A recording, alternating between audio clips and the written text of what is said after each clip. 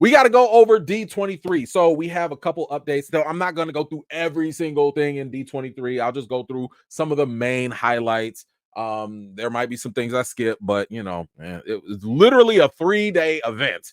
Your boy was only out there for one of the days. But I tried to get as much stuff as I could. I definitely learned a lesson. I am no longer trying to get video. Y'all were lucky you got the David Blaine video. Every other video I tried to upload took too long. It was hogging down my phone. It was too much. It was not working. So next time I go cover these events, I will just take pictures and tweet, and that's really just gonna be it. So that's my limit. But we did go through a lot of updates. Now this included Disney Studios, Pixar Animation, Lucasfilm, Marvel Studios, and so on. So we got a lot of new things coming. A lot of these are coming in 2025 or 2026. So next year and the year after are definitely going to give us a whole lot of different things. We did get Jamie Lee. She's back, and we're going to do Freaky Friday again. I think they called it Freakier with Lindsay Lohan as well. But Freakier Friday is going to be a thing that they're going to come out with in 2025. Did y'all like Freaky Friday? Was that something like, because I keep seeing it. I keep seeing people talk about it, but I'm like, I don't know. Maybe it just wasn't for me, but I didn't really care too much. I don't know. But I don't know. Y'all let me know if that was something that you're looking forward to. Then we got something else that was a little different. It was announced already, but we got our first poster here for Snow White. It is going to be in theaters on March 24th. So Snow White is coming, but they also did this here. They gave us a couple scenes. Now at the event, they actually showed us some feature footage of them singing. I forget what song they sang, but it was like a little clip, and we actually get to see the dwarves. Yeah. So these are the dwarves that she's dancing with. And I don't know if you guys recall, but like they used to have real people playing these dwarves. But who was it? Peter Dinklage, the little person from Game of Thrones, the Lannister. He drinks and knows things. He was like, "Yo, what y'all doing? This all you giving us is just dwarves? We better than this." And whistle while you work. Thank you. That's what they were singing. But yeah, Peter Dinklage kind of got mad about this. He was like, man, that all you gonna give us is dwarf roles? So Disney was like, I bet. And they changed all the dwarves into weird looking CGI people. And when I tell you, watching this on the screen felt incredibly awkward. Like, what is that? Oh, what is that term called? The uncanny valley or whatever. When you're watching something kind of fake, but then it's trying to be real, but your brain can't process it the right way because you like, I cannot compute. This is weird. That's the way it felt watching this trailer for me. I think the trailer is out. Unfortunately, I can't play it because they'll copyright it. But yeah, these things, when you see them moving, I'm like, yo, I don't know if I want my kids watching this. I mean, maybe kids' minds are a little simpler and they can deal with it. I don't know. I'm not watching this. It's weird. It looks weird. But it's sad because that's 7 jobs. That's 7 jobs that some little people are not going to have. And to me, I'm sitting here thinking to myself, like, listen, I totally understand where you're coming from. Like, yes, y'all should have roles beyond just being dwarves or elves or whatever, right? I get that. And I fully support it. Look at Peter. Peter be getting roles as his roles are not little people specific. So it totally makes sense. Unfortunately, it doesn't apply to everybody. And, as a black man, I can kind of understand what he's saying. It's almost like, wait a minute. How come y'all got a slave movie and you only putting black people in that? You should cast black folks in other things. I hear that. But at the same time, if they made a slave movie and they said, we're not going to put no blacks in here because we don't want to be anti-woke or whatever, so we're going to CGI the blacks. We're going to put some people in blackface. I'd have a problem with that. I'd have a bigger problem with having no jobs than trying to have progressive jobs. So I hear him on his fight, but I think going to this with the weird CGI door, I think that was a mistake. I think that was a mistake. And I'm curious to see if we're gonna get some sort of Sonic the Hedgehog type of blowback. I'm wondering. Now, I don't think so because this is more so for kids. Kids probably don't care, but man, if this was for older people, I think people would be like, hell no, go back, get some little people because this looks weird. But anyway, we also got the first logo for Tron Ares. That's coming in theaters October 2025. They showed a trailer, some footage for it. Jared Leto's character was shown a little bit. I'm gonna be honest with y'all, I did not care. Did not care. I liked the original Tron. The original Tron to me is pretty much the Matrix, basically. So I really love the creativity behind Tron and all of that. But at the same time, like, meh. Now this story is a little different. It showcases oh yeah, 9 Inch Nails are going to be on the soundtrack, but this one also will showcase the AI, the because Jared Leto's character is like an evil AI. He's basically Mr. Smith from the Matrix, but he wants to go out into the real world, right? So he wants to be a real boy. So they're going to be dealing with probably AI coming into the real world, just reversing the roles. But I don't know. I don't know. I'm not a fan of it, but it is what it is. It looks shiny.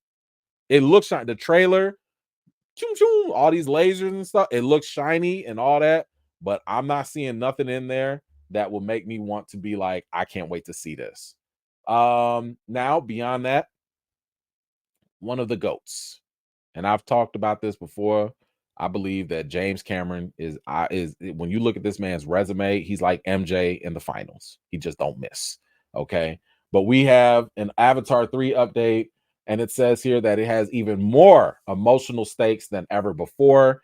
James Cameron added that there will be new cultures, biomes, and settings in Pandora never seen before. And he said, listen, this man said it's not what you expect, but it's what you want. Come on, man. If that ain't goat talk,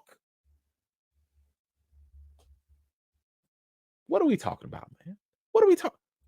This man said, listen, you don't even know what you want, but I know what you want, and I'm gonna give it to you. This is coming from the man that has like 3 of the best-selling all-time movies. And the movie is called Avatar Fire and Ash. It's going to highlight more of a different culture of these, the blue aliens or whatever. And they're going to be, we've seen the original movie deal with the wind. The second movie deal with the water tribes. Now we're dealing with a fire tribe. Man, this sounds like Avatar, the animated series, right? So it seems like that. But this man, it's not what you expect, but it's what you want. I almost gave him a round of applause if I was not recording at that time, because he knows. And here's the thing, we all collectively, and let's be honest, because I was part of it, we collectively clown this man, talking about, man, I'm working on Avatar 17, y'all, for 10 years, didn't see nothing. Avatar 2 came out, everybody went to go see it. Made that movie two something point some whatever $1 billion. And it was a good movie. Now I wouldn't say it was the best, but it was good enough, right? He don't miss. He don't miss. I'm beyond the point of doubting him. I cannot doubt him anymore. I'm not gonna sit here and be like, okay, we'll see. Nah, man. You said I'm gonna want this. Okay, I'm there. I'm there. Um, Then we got some announcements from Pixar. One of them is Dream Productions. Dream Productions is a series set between Inside Out and Inside Out 2. By the way, I saw Inside Out 2 with my girls. It was fantastic. Loved every second of it. But this series follows up Dream Productions, and they are the movie studio inside Riley's mind, and they're the ones that make up her dreams. Now, this sounds like something I'll absolutely watch. And this is going to be a series. But yeah, I know my girls are gonna want to watch this. Like, they're gonna be like, yeah, we have to watch this. But this is not what I want from them. The one thing that I want from Pixar, from the Inside Out universe, I need them to do it with adults. I feel like, listen, the kids are fine, they're cute, that's whatever. I need y'all to make one little series for adults.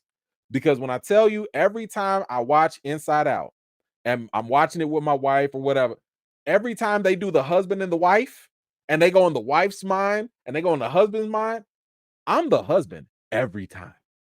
I'm watching sports up here. I'm replaying stuff up here. I'm probably not listening up here. Listen, I've had to put my foot down a couple times. Man, man, those are always the best parts in the Inside Out movies to me. The fact that they're not doing that with the adults, man. And listen, there's a lot of opportunities there. I'm just saying, there's a lot of opportunities if they go there. So, I like that. I like this Dream Productions and what it sounds like. We got another one with Pixar, of course, the big one, and that is Toy Story 5. Y'all know Toy Story 5 is coming out. You saw the logo here. Looks like all the other ones. Andrew Stanton is coming out. He's the one that also directed Wally. Um, and this is coming out in theaters in the summer of 2026. But this time, and I like this concept, it says here the film is going to follow the toys going up against electronics. And I thought that, during the presentation, this was really, really cool because he was saying, like, yo, back in the day, we was all playing with toys, action figures, and Barbies and all that. But as kids get older, what do they have? They stuck in front of a screen. And it's very true. So I am curious to see what are these toys going to do with these screens. So I like this idea. I think it is fresh. I think it is innovative. I think that this is what Toy Story 4 should have been, because why did we do Toy Story 4? What was the point? Woody came back. What are we doing? So I like this. This is one of the reasons why I think that Pixar, the Toy Story franchise, has always been successful. Because it was something that we all could relate to. I mean, I had a Woody in my, when I was a kid. Now my Woody was Michelangelo. No, it was Raphael. I had the Ninja Turtles back as a kid. So that was my Woody toy. Who else did I have? I had Wolverine, classic yellow and blue. So I had Michelangelo, Raphael. Did I have Leo? I think I had Leo. I didn't have Donatello. That's what I missed. Um, and yeah, and I had Wolverine. Man, I was going. Listen, I was having a good old time with my toys back in the day. Those action figures, man, they keep you busy for hours. But we also find out here that there's going to be an army of 50 Buzz Lightyear toys who are stuck in the manufacturing play mode, and they will be the villains in Toy Story 5. Um, I'm not really sure I care about this. I like the whole dynamic with the electronics and the toys, but to me, I'm just kind of like, we were kind of already here. We was we was kind of already here with it, but okay, more of the same. Whatever, that's fine. Um, Now this was big news. And I think we knew this was coming to a degree, but either way, it was great to just hear and see it. Incredibles 3. Incredibles 3 is in the works, and the same guy that did it, the first two, Brad Bird, he is currently developing part 3. Cannot wait. I cannot wait. Um, this is going to be, listen, as long as they got Frozone in there, I'm happy. I'm happy. No, there was no mention of a Frozone movie or a series, even though that would be money in the bank. Money in the bank. Where's my super suit? Come on now. They don't want the money. They don't want it. But yes, this was definitely something. It got a big, big surprise, big reaction, I should say, from the audience.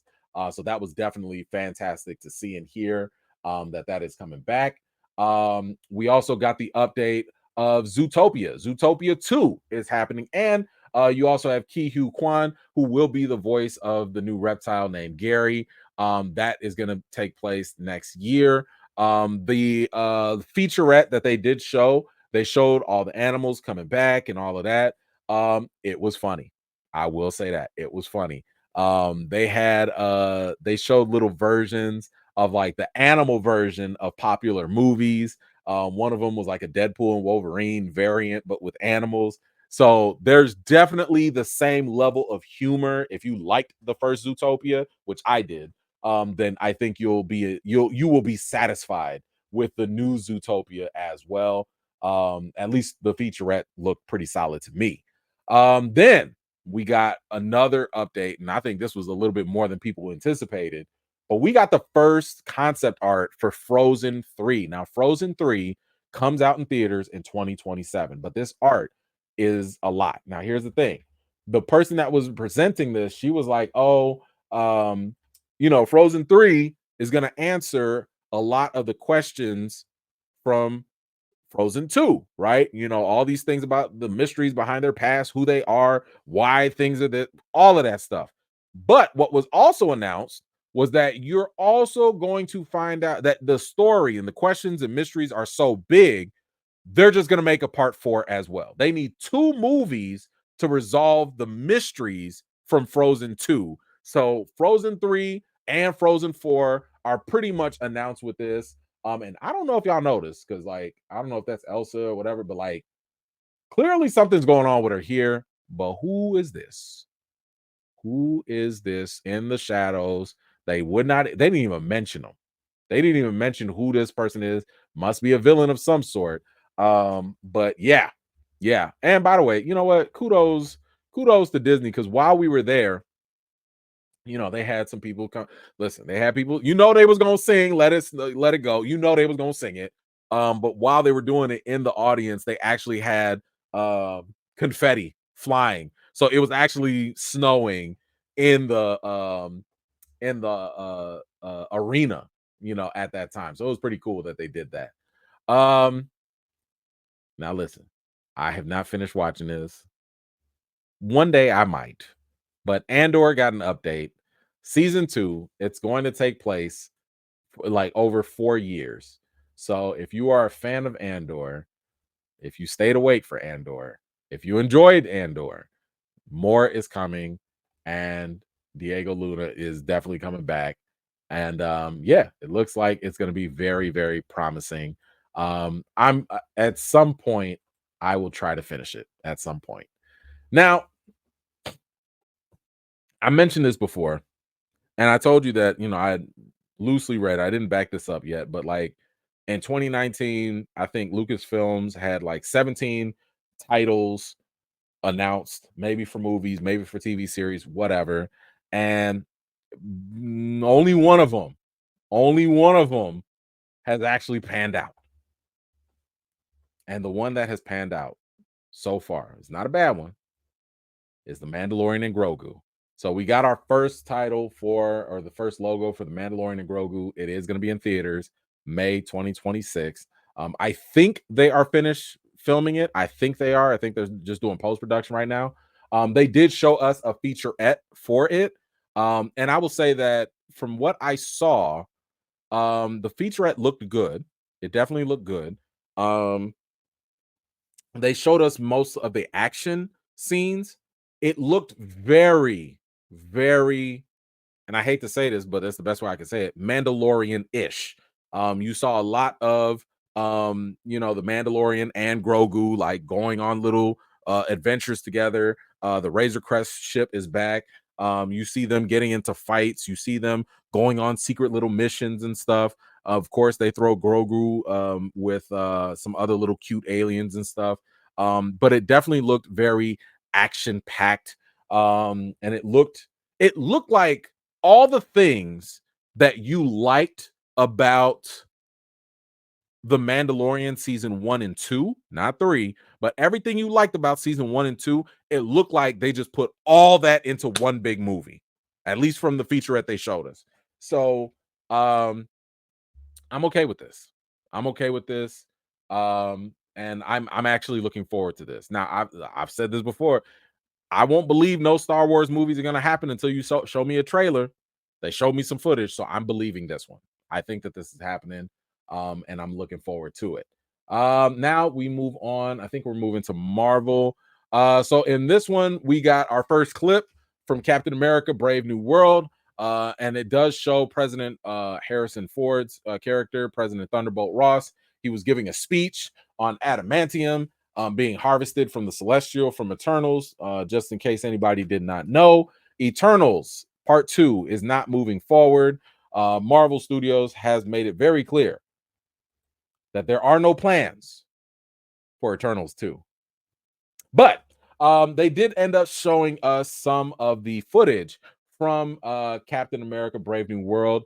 And what was, I mean, a lot of us saw pretty much most of the trailer last time. I think what we ended up seeing at D23 is what they showed at Comic-Con as well, because it was only a couple months in between, or a month or so. So I got to actually see what Harrison Ford's, Red Hulk looks like.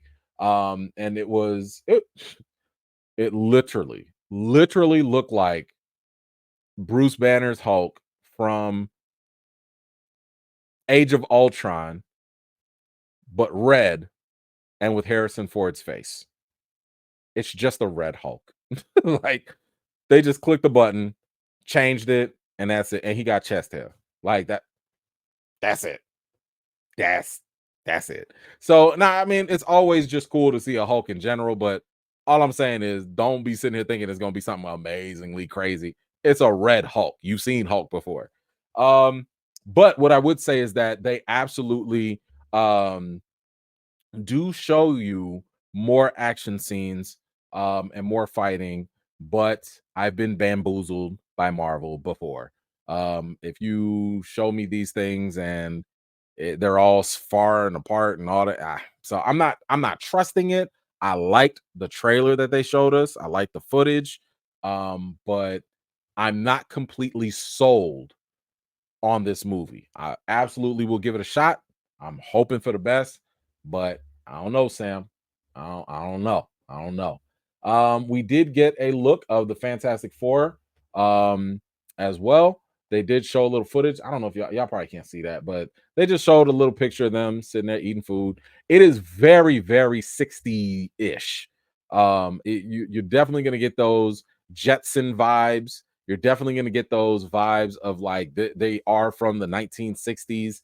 Obviously, it is not in our reality. It's not in a 1960s or the sacred timeline. It is a very different world, very futuristic 1960s.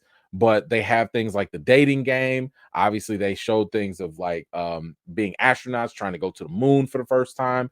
So it makes sense when you finally do see the trailer that this was the guy that gave us WandaVision. So you remember in WandaVision, this is where they showed like the 1950s and the early stuff, and they kind of time jump to the 70s. You can tell why they picked Matt Shackman for this once you see it. You don't really get to see the Thing, Ben Grimm. You don't really get to see him too much. The suits are what you see right here with Johnny. And Pedro, they showed a scene of him teaching a class, a science class as Reed Richards. I'll give him credit. He changes his voice a little bit. Like if you were expecting him to sound like he does in The Last of Us, he doesn't sound like that. If you were expecting to hear him sound like he was in Game of Thrones, he doesn't. So shout out to him as an actor. He does have a different voice as Reed Richards. It's a little 60s nerd-ish, but it definitely made me at least look twice and be like, oh, okay, you're actually Reed Richards. Okay, all right, cool. Still got some work to do, but it was fine. Now this got me the most excited, and I wasn't ready for this. And that was Daredevil, Born Again. And they showed this scene, this featurette. And in this featurette, just like this says, Kingpin and Daredevil will seemingly team up in Daredevil Born Again to deal with a larger threat. This had to have been one of the best trailers that they played in this entire thing. I'll say this. If you were worried about Daredevil after She-Hulk, I didn't get one single vibe of that from the trailer that they showed us. Um, this might be big talk, but the trailer felt like it was right out the vein of Netflix. Violent, I mean, very violent. They showed Punisher. Punisher was coming. He was actually getting into a fight with Matt Murdock. White Tiger is going to appear as well. And the villain Muse. Muse will also be showing up in this as well. Now, for those of you that don't know, Muse is he's like this sadistic serial killer. And he has speed, he has strength or whatever, but his one of his abilities is to suck in or almost be like a vacuum for sensory things. So sight, sound, smell. It's like he absorbs all of it. So this causes a problem for someone like Daredevil who is blind, but he needs sight, sense, and smell and all those things to actually identify things around him. So it's gonna be he's literally gonna be blind to Muse whenever he's around. So maybe he is the larger threat that Kingpin and Daredevil had to team up against. But I will say that tension between Matt and Kingpin, if you've seen the end of season 3, it's still there. These dudes are like, I'll kill you. Like I'll boy right now on site. If I didn't have to deal with this, it'd be you and me. Like, boy, that these two guys, Charlie Cox and Vincent D'Onofrio, those guys are acting their tails off. But this Daredevil has to be the number one thing I'm excited for out of all of this. And yes, it does seem as though Kingpin is, I don't know if he's governor, but he'll probably be mayor. He's clearly in the political world. This is what was seen. This was teased in the end of Echo, if y'all watched it. Um, but he does have some sort of political power. He is running things in the city. People apparently have forgiven him, I guess. But some people will vote for any convicted convict. A little convicted felon don't hurt nobody, right? But yeah, so Kingpin definitely is moving up in status in this world. But that is going to pose a challenge, especially for Matt Murdock, one way or another. Then we moved over to Marvel Animation. And this is where we're getting more of the animated series. So What If, X-Men, and so on. So Brad Winderbaum, who's in charge of all the Disney Plus streaming and series and stuff, he had this to say. He said that they will always change up the animation styles within Marvel animation projects. So there will be no one in-house style. So the way that they draw X-Men 97 is not the way they're doing this Spider-Man, and it's definitely not going to be the way they do this What If. So they're always going to mix that up one way or another. I'm a little iffy on that. I mean, like, I loved the animation from X-Men 97. I think that's probably the best that they've got. I still have to kind of sort of get used to what we see in What If. I still have to get used to that. But it is something, it's interesting to see that they're going to mix that up. Let's see. Did they give an update for? I think they said that in What If they're just going to show people in there. Oh, Moon Knight is going to be in there in What If season 3. Photon will be there. Ray Guardian will be there. Shang-Chi will show up. Ironheart will show up as well, and White Vision. So we will get more characters in What If season 3. They did not show very much of anything when it came to X-Men 97, which kind of makes sense because X-Men 97 is going to take a while for them to animate and to get going. So I understood that they're not going to do that. And yes, it is going to be the last season of What If. Thank you for that. We are not going to get any more for that, which to me is kind of silly. Like, What If should be something that you can literally do as long as the MCU exists. You can keep doing What If. To me, it does not make sense to stop it because it should almost be like a Black Mirror. It should just be something that just exists. Once every couple of years, we get 4, 5, 6 different episodes of different scenarios and leave it at that. That's instant money. It's easy money, but whatever. They don't want to play nice with it. So the next thing that we did get was the Friendly Neighborhood Spider-Man.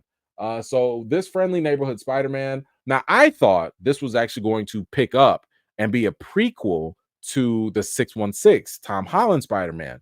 At least that was the impression I got before, but that's not the case. Apparently, this is going to be a flip in a sense. So Peter and Norman Osborn's relationship and Your Friendly Neighborhood Spider-Man is kind of like what if. It's like a what if scenario that Peter and Tony Stark had from MCU. So instead of Tony Stark being the mentor, you see it's Norman Osborn who's sitting there trying to, have a little coffee with Aunt May, probably. But he's the one that's going to be Peter's mentor. It says the main difference of Peter learning from Norman, who uses more questionable methods. And the best part of all this news was who is going to voice Norman Osborn, and that is Coleman Domingo, the ever so talented brother who has been on a hot streak lately. He is going to be the voice of Norman Osborn, and I think that would be fantastic. Although Norman did look like Giancarlo, they got him looking like Giancarlo. I thought that's what they were going to do with him, but it looks like that's what he's going to have. Um, and they also had another change up here. They said the first clip that they showed the audience. I wasn't here for this, so I don't know. They said that the first clip reveals that Peter gets his spider bite when Doctor Strange and Venom come through a portal fighting along with a spider. Interesting. So this friendly neighborhood Spider-Man is definitely a whole different thing. It's definitely something else. Yeah, it is what it is. There was another report that they were doing Marvel Zombies. And the Marvel Zombies is going to be a spin-off that's going to continue the Marvel Zombie story that started off in What If. So we will get more Marvel Zombies. It is only going to be 4 episodes, which I don't why? Like, what are you doing? Just okay, whatever. So 4 episodes.